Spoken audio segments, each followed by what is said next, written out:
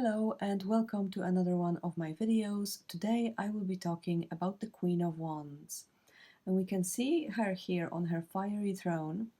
There is a lot of fire symbolism in this card and a lot of fiery energy, but she represents a different side of the energy of fire than the Knight of Wands. So if you remember from the previous video, the Knight of Wands was a fire of fire. She is a queen, so she is water of fire. And this is the difference. This is how her energy is slightly different and slightly more balanced than his energy was. And I'll go into detail explaining all of this in a moment. But first, I wanted to start with a quote from the book of Thoth that tells us a bit about how she is different from the knight. There is as much pride in this card as in the knight, but it lacks the spontaneous nobility which excuses that error. It is not true pride, but self-complacent vanity and even snobbery. So here we can see her shadow, the shadow of her character, and Crowley is very critical of her, but if you remember from the previous video, he was critical of the knight as well. He treats all of the court cards with a lot of criticism because they are human characters. So none of them are perfect. They all have their good sides and their bad sides.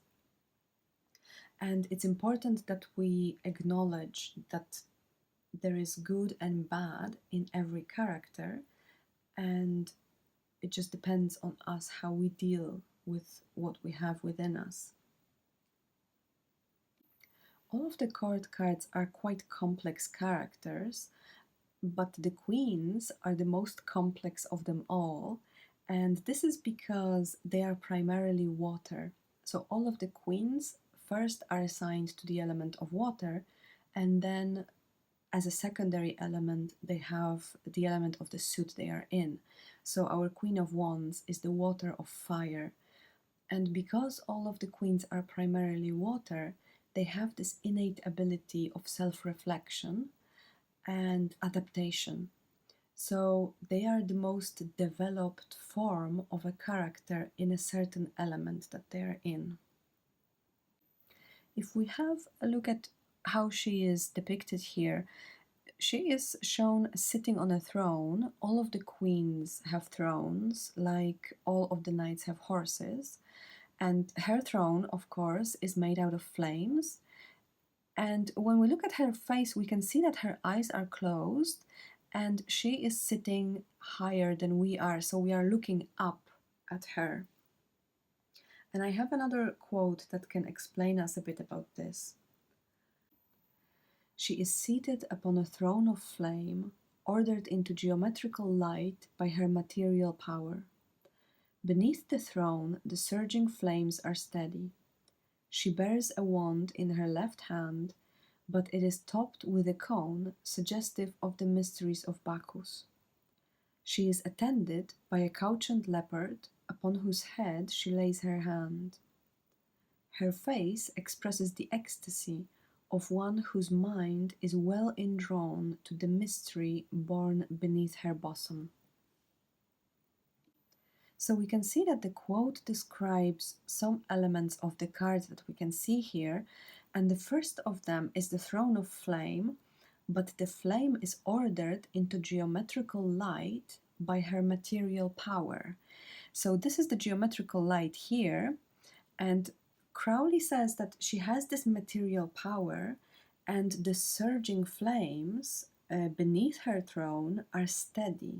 So they are under her control, and she's able to use the power of fire, her inner fire, to create something material.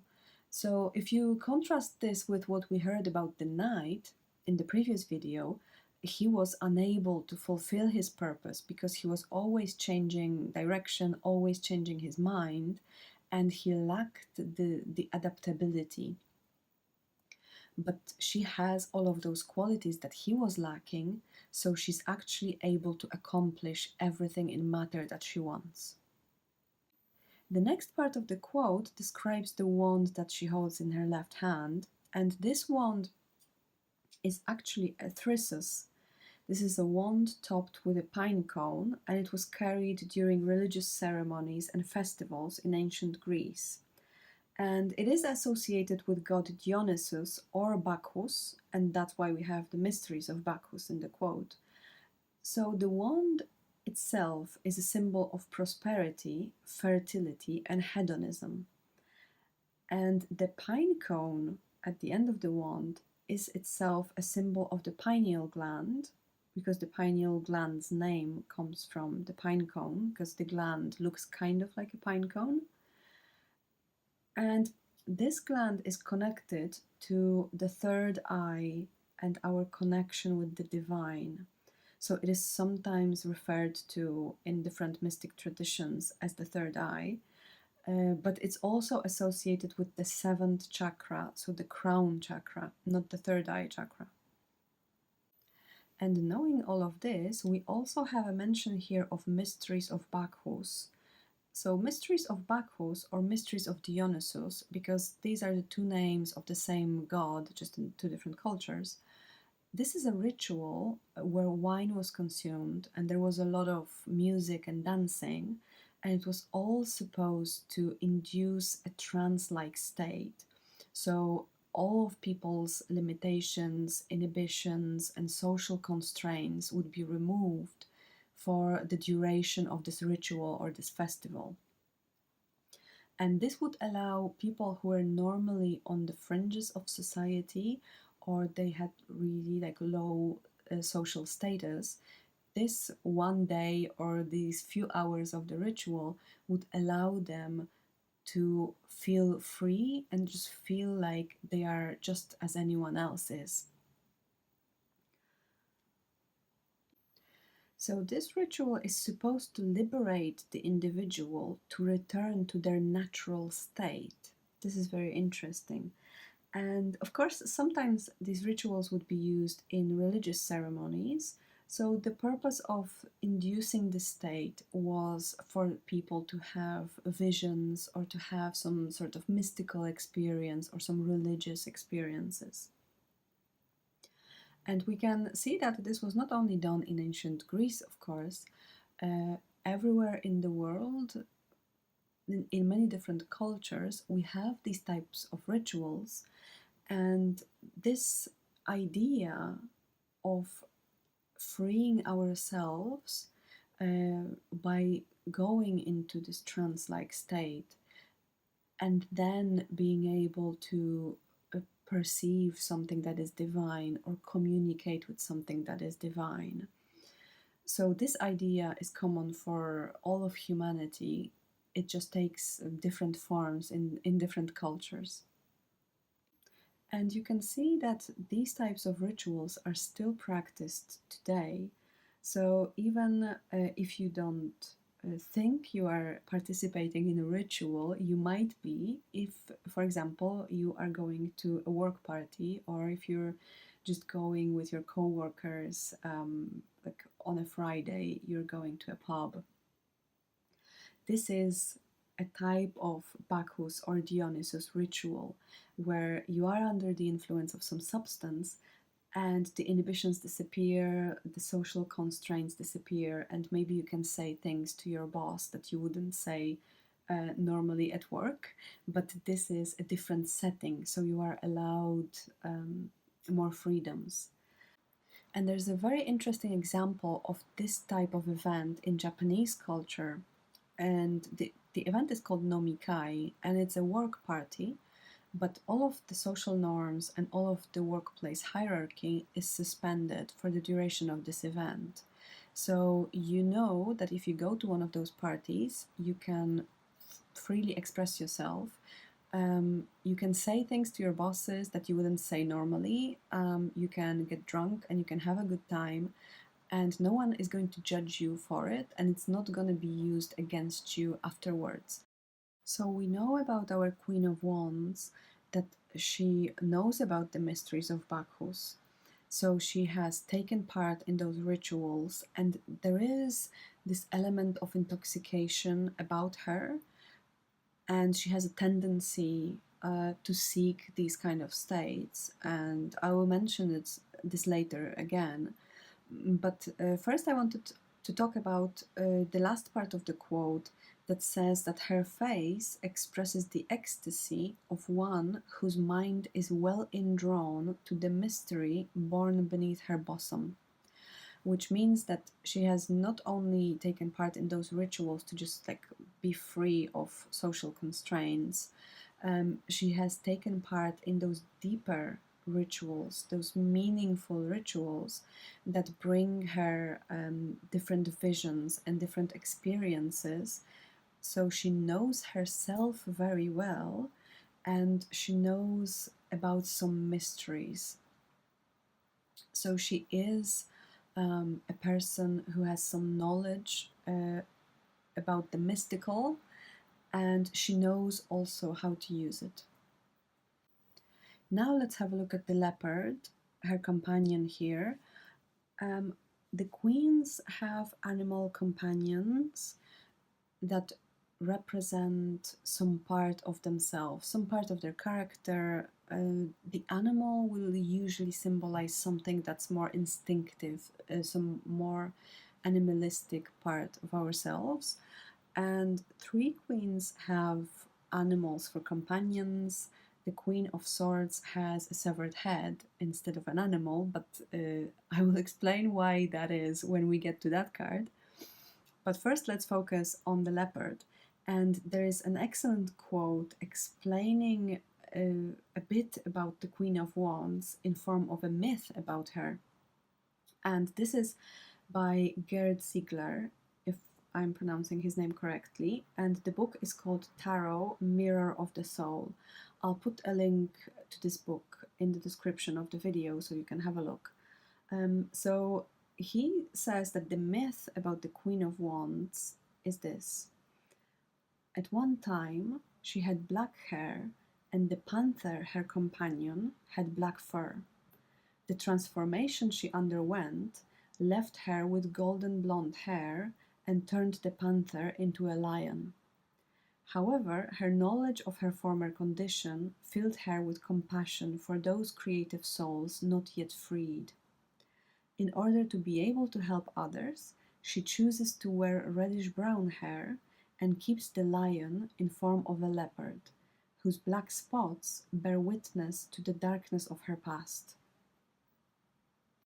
And I love this quote so much because it explains a lot about her as a person, and we can finally understand the complexity of her character. We know a bit about what she's been through and how she has transformed herself so many times, because first she had black hair, then she had golden blonde hair, and finally she makes the conscious decision in order to be able to help others. She chooses to wear reddish brown hair and keeps the lion in form of a leopard. So at the end of her journey, she starts making very conscious choices about herself, about how she presents herself to the world, and she understands that she has compassion for other people who haven't completed their journey, but from her perspective now, she's able to help them. I just think it's a really beautiful quote, and it's a very powerful character, our Queen of Wands. We see now that the mystery born beneath her bosom from the previous quote from the Book of Thoth is related to the experiences in her life, the transformations that she went through, and all of the mysteries that she discovered during those experiences. So her inner power comes from her past and from whatever she experienced in life. And there's another quote from the Book of Thoth that I wanted to mention here. The characteristics of the queen are adaptability, persistent energy, calm authority, which she knows how to use to enhance her attractiveness. She is kindly and generous, but impatient of opposition. She has immense capacity for friendship and love, but always on her own initiative. So we know about her that she wants to help people, so she has capacity for friendship and love, but on her own initiative. So she interacts with people on her own terms. She likes to be in charge of what is happening. And we see here her more positive side. So she is adaptable, she has persistent energy and calm authority.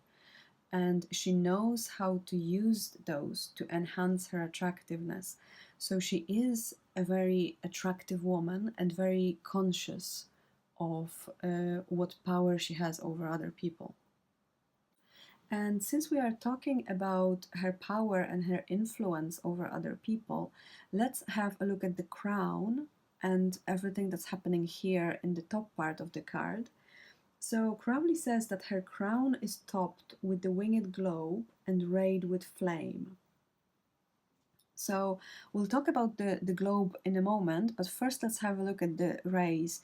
So we have 12 rays here that he says rayed with flame, so they are actually flames, like the flames here under her throne. But we see all of the flames in this card are organized, they have a purpose. And 12 is one of the numbers that symbolizes completeness. I know there has been a few numbers that I said symbolize completeness, but let me explain about 12. So 12 is a symbol of cosmic order, and it symbolizes completeness, but in a way that maybe introduces categories of things or puts things into categories. So we have 12 signs of the zodiac, we have 12 months in a year, and day and night are both 12 hours long.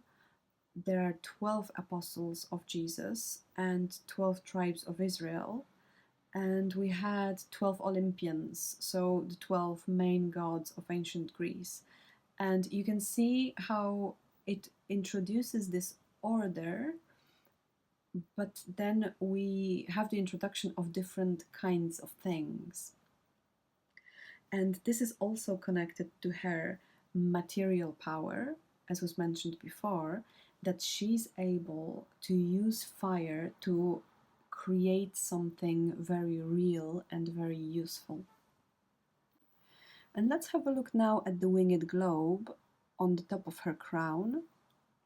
So you should notice that this shape is very similar to something we have seen before. So for example, in the Six of Wands, we can see the Chief Adept's wand, which has this winged globe on top of it. And in her crown, we don't see the snakes, we can just see the solar disk and the wings. There is also another version of this wand that I wanted to show you, which is shown in the Magus card. So you can see here that we have the solar disk and the wings, but this time we have a dove flying downwards in the middle of the solar disk.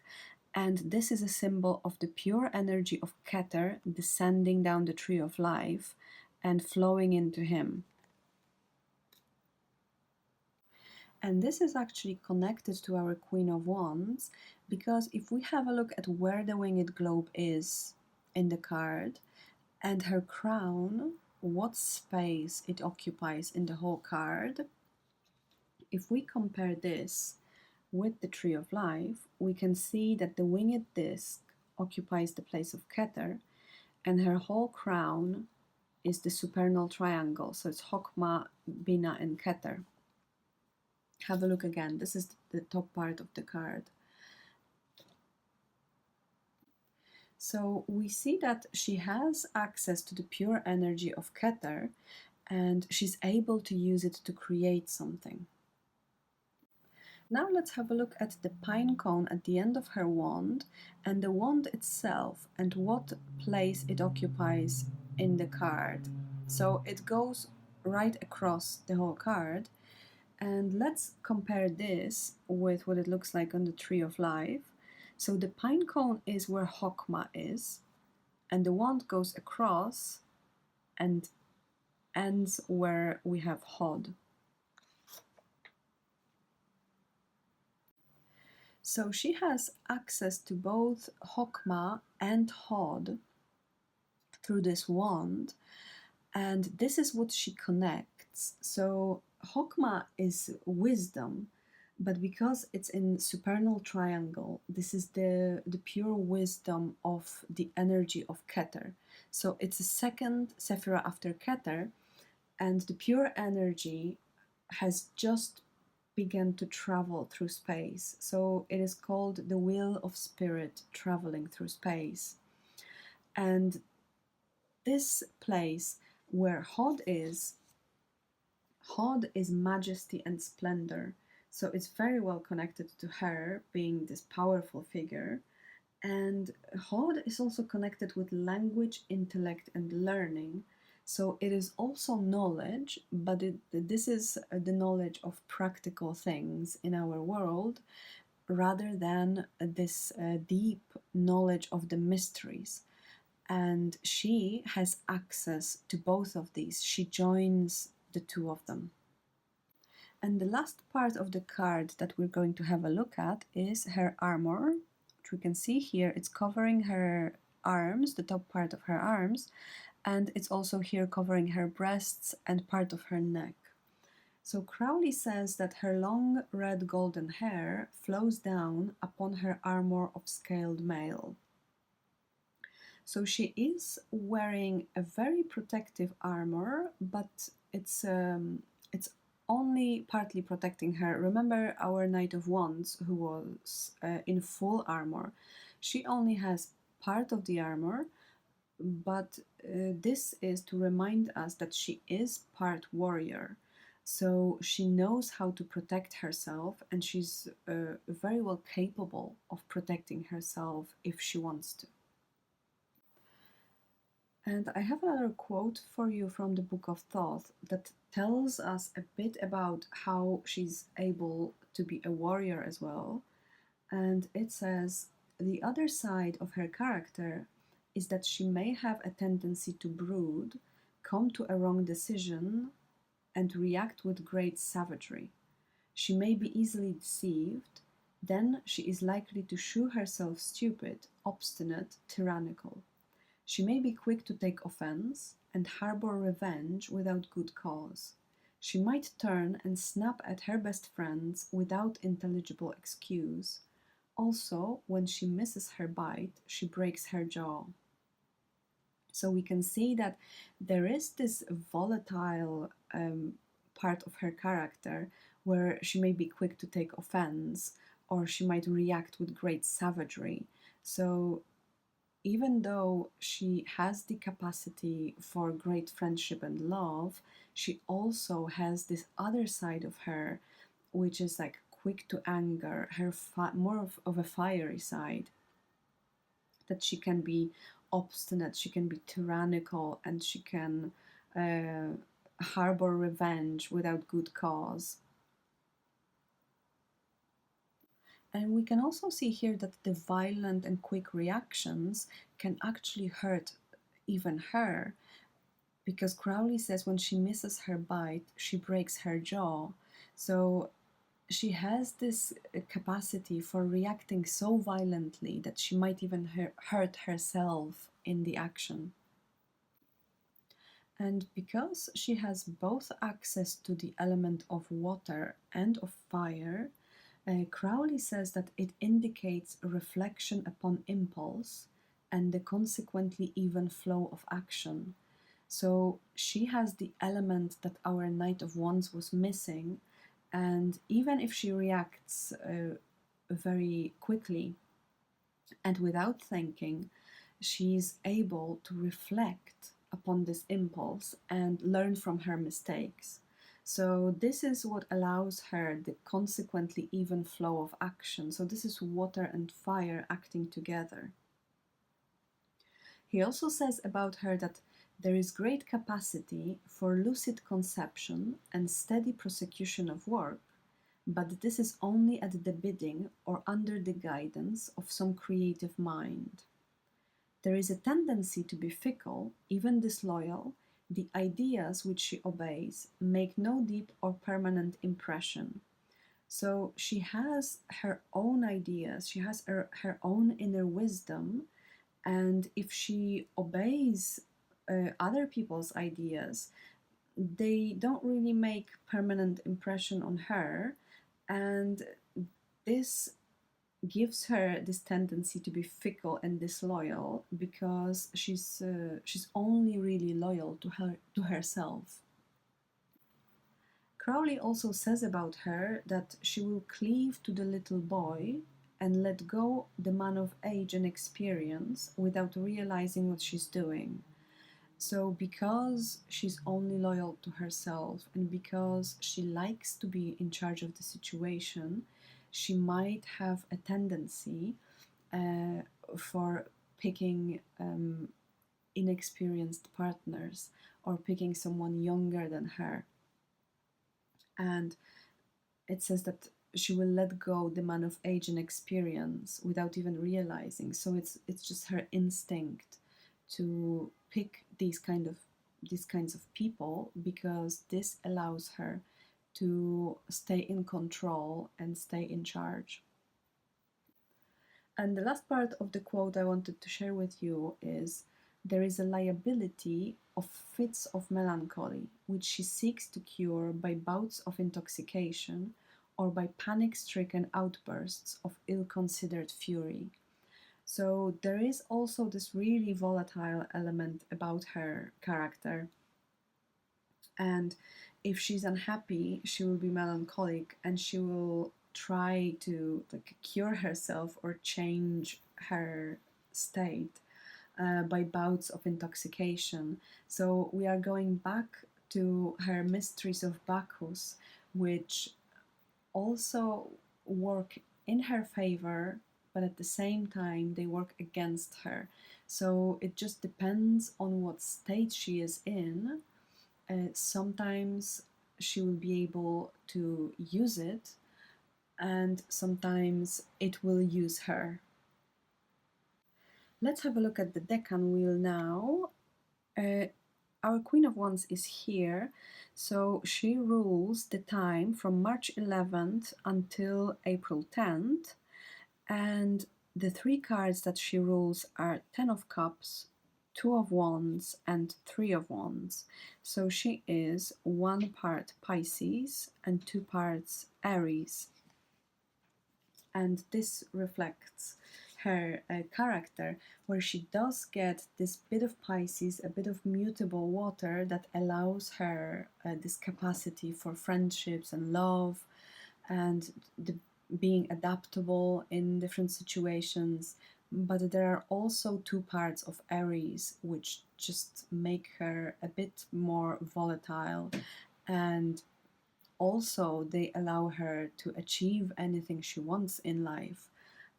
They propel her forward to achieve everything. Pisces is a place where Venus is exalted, and Aries is the exaltation of the sun. So we can see the sun and Venus qualities in her combined, because she is very beautiful and very conscious of her attractiveness. So she has those Venus qualities, but she also has more of the sun, which is wanting to be seen and wanting to be in charge. So we can see that the three cards that she rules are quite positive, although they of course do have their own challenges. The first card that she rules is the Ten of Cups. Ten of Cups satiety is about the end of a certain pleasure. So we are happy, but we are so happy that it leads to excess and stagnation, and we need to change something. We need to introduce some new energy into our lives. And this card can also mean, as Crowley says about this card, it can mean drug habits, a sottish excess of pleasure, and the revenge of nature. So if you are too much about the pleasures of life, the nature will take its revenge on you. And you cannot have too much of a good thing because it starts to become poison to you. And this card relates to her tendency for intoxication. So she does have this tendency to overindulge in some way. The second card is the Two of Wands, Dominion. So this is following inspiration. This is her courage and ambition to go for what she wants in life. And this card is turning inspiration into goals and actions. So she is very well able to achieve everything she wants. She's able to plan. She's very practical. And she can take control of any situation. She can just take over and do things her own way. But this card also shows a bit of her destructive side, because as you remember from the video about this card, the Doges here are destroying the limitations in our path, but we can also destroy something that we didn't mean to destroy, and this is her very quick temper, because this is Mars in Aries. So it is this volatile and destructive part of herself as well. The last card that is associated with her is the Three of Wands. So this is Sun in Aries. And this shows us again her ability to follow through on what she set out to accomplish, and her honesty and good intentions, her ability to help people and give advice from her own experience. But this card also has this little tendency to be vain or to be proud. And this is also the part of her character that likes to be seen, that likes to be admired. And sometimes she will be doing things because she wants to be seen as doing good things. So there is part of her wanting to help people is very genuine and it comes from the heart, but there is also this part of liking people to see her in a certain way. And we're going to have one last look at the Tree of Life to see something about all of the queens. So she rules Two of Wands, Three of Wands, and Ten of Cups. So all of the queens rule 2, 3, and 10. And we can see here why they are the most developed form of character in a certain element. Because if they rule over both the beginning and the end of the Tree of Life, they have within them the capacity of everything that's here. So they are the most developed, they are the most complete form of character in a given suit. The Keter is excluded from this because these are the aces, and none of the court cards rule over the aces. The aces are the pure element. So now I'm going to tell you a bit about how you can interpret this card in your readings. So if this card shows up as action, it means it's something ambitious. It might be your desire to establish yourself, your desire to prove your skills, and a process of self-discovery. If this card in a reading describes a person, then this will be someone experienced in life. She went through difficult times and she really knows herself. Like, she knows what she wants and she believes in herself. So she is self-reflective. There is a flexible part of her, but she does have this really strong character. She's definitely full of energy and she's able to achieve anything that she plans. She's passionate, ambitious, she's hardworking, she's really able to get things done. But also there is this part of her that can be greedy and selfish, and she has a bit of a tendency to rest on her laurels. So this is the Ten of Cups coming into play in her character now. She's someone who's certain of her attractiveness and influence over other people. So, this is the Venus part of her. She likes to be in charge, people respect her, but she can also be quick to anger if someone is opposing her. So, she will protect herself if she feels threatened. And she can be, there's this volatile element to her character, so she can be really aggressive. um, if she feels threatened, she can react really quickly and really strongly. If we wanted to see the archetype of Queen of Wands in one of the characters from books or movies, it's a bit difficult because it's hard to find a character that shows like the full spectrum of the Queen of Wands. I think the best example would be Maleficent, because she has a lot of power. She is very quick to anger. She does something like she curses this girl um, as a revenge because she wasn't invited to the palace. And but she's able to reflect on her actions, and she actually discovers in herself this great capacity for love. So I think Maleficent would be the best character that shows all of the facets of the Queen of Wands.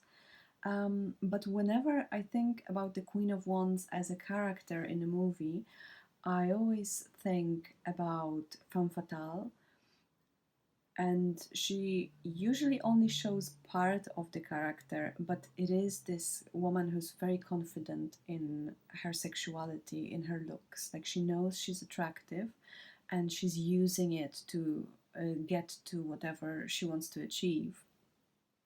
There is also this character of a businesswoman in a movie that shows us a bit of the Queen of Wands.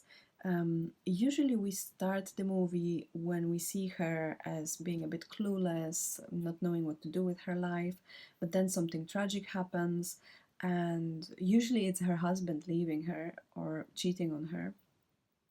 And then this leads her on a path of self discovery, which is always really interesting because she always discovers her attractiveness. She starts to discover her own talents and she just becomes her own woman. And I feel like this is part of the journey of the Queen of Wands. She has to go through some difficult times and then she learns from it and she discovers herself and she ends up being in power. So these women, the business women from the movies, usually end up at a very high-paying job, or they end up owning a company. So they achieve success in the end, but the road to their success is very difficult, and they have to learn a lot about who they are. Another character, of course, is the evil queen or the evil witch from a fairy tale. But I think most of those characters just show us a tiny glimpse of what the Queen of Wands could be, and it's just her capacity for evil and for being really quick tempered and angry. Of course, I already mentioned Maleficent, which is the most fleshed out character of all of these types of characters, and I think she's very accurately showing us who the Queen of Wands is. Catwoman is another character that I would say follows the same archetype as the Queen of Wands. She's again a very powerful woman. She doesn't want anyone to tell her what to do. She's very independent and she knows herself. She just wants to do whatever she likes. She's able to achieve what she wants, and she's very sure of her attractiveness. She uses her attractiveness and her power over men to achieve what she wants. And the last movie character that I wanted to mention here is Ora Nishi, and this is the mafia boss from Kill Bill, if you remember Lucy Liu's character. We have a really thorough backstory on her in the movie, so we know what she went through to get where she is now in this position of power where she rules over the mafia. And I think that story also shows the archetype of the Queen of Wands very well. In terms of what kinds of jobs she could have, this will definitely be a business owner, a CEO, someone in charge of, if not the whole organization, then at least in charge of a group of people. So she can be a manager as well, because she likes to be in charge and she's able to get things done very well. So definitely she's going to be very successful in her career. And this can be also someone who's working in fashion or beauty industry because she has this Venus influence. So she has gone through a few transformations of her looks. She is able to present herself very well to the world, and she's really confident in how she presents herself. So with her ability to help people and her love for other people, she's able to also help others with their looks. So she can be someone like a stylist, for example, I don't know, a fashion designer, even just anyone who works with fashion or with people's image. So maybe a makeup artist or someone who owns a makeup brand or a big fashion company. She also can be someone who does something to do with spirituality, divination, witchcraft. Like, you have to remember this about her, that she has this inner power and she also has access to the mysteries. So she will be someone who's able to help other people spiritually. She can also help with their transformation, and also divination and witchcraft, anything like that, anything mystical, she will be drawn to, because part of her is really connected to all of these things. If this card in a reading describes a partner or a potential partner, then this is a woman who's very confident. She's very attractive and she knows she's attractive, so she will use this power to get what she wants in some situations. She has a tendency to domineer. She's very passionate, she's generous, and she's loving, but she is also quick to anger. You have to remember about this side of her personality, that she will be very vengeful and she can really hurt someone if she feels that she has been wronged or she has been hurt. And if she's unhappy, you will know about this. This is someone who does not hide their feelings. She will definitely tell you, and she can even like explode and start arguments, sometimes for the right reasons, and sometimes for wrong reasons. So as we've seen from the quotes from the book of Thoth, she can sometimes be wrong and she can be too quick to react. So you also have to always keep this in mind, that there is this fiery part of her character that's very volatile, and sometimes she will just be very angry without a reason. And well, this is just her character, part of her character. Um, you just have to accept this about her. If this card shows as advice in your reading, then this just says to you, believe in yourself, focus on your attractiveness.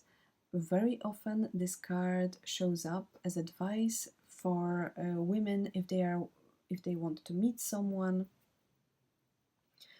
This just means don't focus on the other people, focus on yourself. You need to feel attractive first, and then other people will see you this way. But you need to just like emanate confidence and attractiveness, and then other people react to it very positively. So sometimes we just need to focus on ourselves and who we are, what we look like. So this card can sometimes mean take care of your appearance. I don't know, maybe a new haircut or new wardrobe, something to do with Venus needs to be changed in you. in order for you to accomplish what you want. As advice, it also means follow your passions, especially if someone is asking for career advice and this card shows up. It's just like believe in yourself, follow your passions, be more assertive. And also, this card means that you should get in touch with your feminine power and really like feel who you really are deep inside. So this card invites you also to reflect on who you are and how you show yourself to the world. And if this card shows as an obstacle in your reading, then this can mean that you're judging the situation too soon, or you're judging a person too soon. Maybe you're just acting too quickly. You should just like take a step back and think about what you're trying to do and what you are reacting to. Um, this means that you might be too harsh in some situation, or that you need to make sure that you're not imposing your will too much on other people, because she has a tendency to domineer, and it's not always a good thing. It's a good thing if you need to accomplish something quickly, but maybe in a relationship this is not good to always be ruling over your partner like a queen. Um, Sometimes you just need to take a step back and let other people show up for themselves as well. This can also mean that your approach is too controlling. So you're trying to control the whole situation, everything that happens.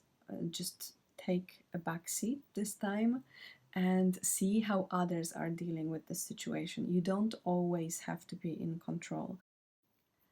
So that's it for today. Thank you so much for being here with me. Please like the video and subscribe to my channel if you're enjoying my videos. And I'll see you very soon in the next video about the Prince of Wands. Thank you so much. Bye.